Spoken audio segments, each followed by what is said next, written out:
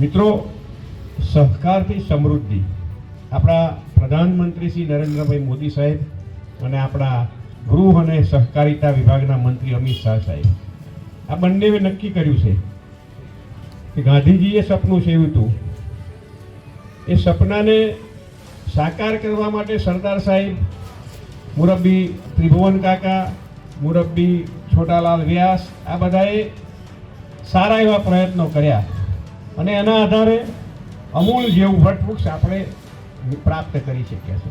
અને એના જ આધારે આપણે કેડીસીસી બેંક અત્યારે મજબૂતાઈથી ચાલી રહી છે. ભારતના હતા કેટલાય વિસ્તારો એવા છે કે જ્યાં સહકારી માળખું પહોંચ્યું નથી, તે પહોંચાડવા માટે સહકાર કટિબદ્ધ છે.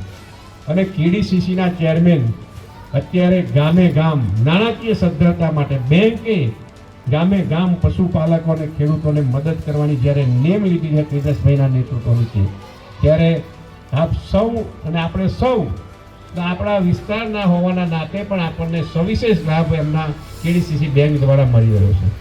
સહકારથી સમૃદ્ધિના સફળ પ્રયોગ કરવા માટે જ્યારે કેડીસીસી બેંક આટલું સરસ આયોજન કરી રહી છે, તો બેંકના ચેરમેનશ્રી અને એમની ટીમને પણ હું અભિનંદન આપું છું.